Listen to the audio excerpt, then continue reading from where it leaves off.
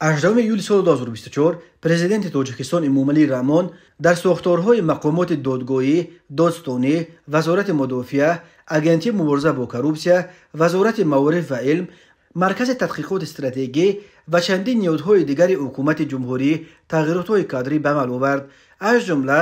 номзадии Мирзозода Неъмат Мирзо ба баррасии Маҷлиси Миллӣ барои таъин намудан ба вазифаи судяи Додгоҳи Олии иқтисодӣ пешниҳод гардида, бо фармонҳои президент ба вазифаҳои раисони додгоҳҳои шаҳрҳои Хорух, Ливаканд ва раисони додгоҳҳои ноҳияҳои Дӯстӣ, Қубодиён ва Панҷ, муовини раиси суди ноҳияи Ҷабор Расулов, муовини раиси суди иқтисодии шаҳри Душанбе, муовини раиси суди ҳарбии гарнизони Душанбе ва муовини раиси суди ноҳияи Исмоили Сомонии пойтахт кадрҳои бино ба тадбири хадамоти матбуоти президент ҷавону соҳибтаҷриба таъин карда шуданд. ҳамин тавр бо қарорҳои ҳукумат кадрҳои ба таъбири хадамоти матбуоти президент варзидаю таҷрибадор ба вазифаҳои муовини вазири маориф ва илм, муовини якуми раиси кумитаи давлатии сармоягузорӣ ва идораи амвори давлатӣ, раҳбари маркази татбиқи лоиҳаи сохтмон ва муҷаҳҳазгардонии мактабҳо, муовини раиси кумитаи сохтмон ва меъморӣ, мудири телевизиони Синамо, муовини сардори хадамоти алоқа таъин гардиданд. раиси қаблан телевизиони Синамо Набӣ Набизода ба нафақа гусел карда шуда, ӯро дар ин мақом Муфарраҳ Шодизода иваз кард. ҳамчунин Дилрабо Азимӣ, духтари сиёсатмадори собиқадор Амирқул Азимов, раҳбари намояндагии вазорати меҳнат, муҳоҷират ва шуғли аҳолӣ дар Русия ва Муродзода Аҳлиддин Қарахон, муовини сардори хадамоти алоқа таъин карда шуданд. бо амрҳои президент муовини мудири маркази миллии қонунгузорӣ, муовини якум ва муовини мудири маркази тадқиқоти стратегӣ низ аз ҳисоби кадрҳои раҳбарикунандаи ин соҳаҳо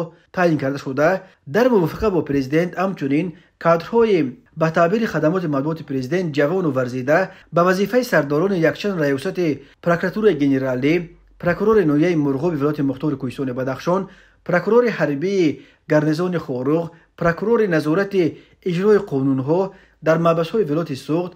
прокурорҳои ноҳияи Муъминобод ва Шамсиддини Шоҳин дар вилояти Хатлон, ноҳияи Сангвору Рӯдакӣ ва сардорони ду раёсати агентии назорати давлатии молиявӣ ва мубориза бо коррупсия таъин гардиданд. тағйироти кадрӣ ҳамчунин дар вазорати мудофиа,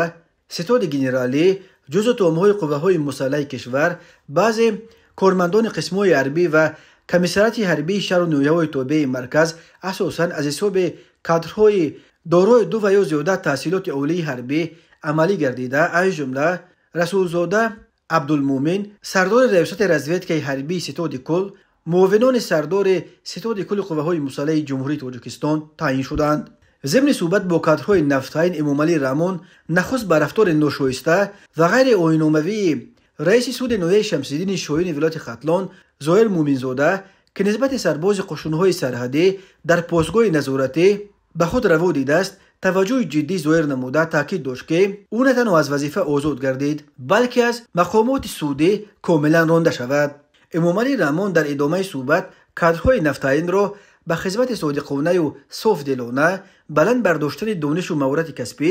омӯзиши забонҳои хориҷӣ, тарбияи дурусти кадрҳои ҷавон, таъмини адолати судӣ ва волояти қонун дар ҷомеа ва пурзур намудани қудрати дифоии давлат даъват кардааст.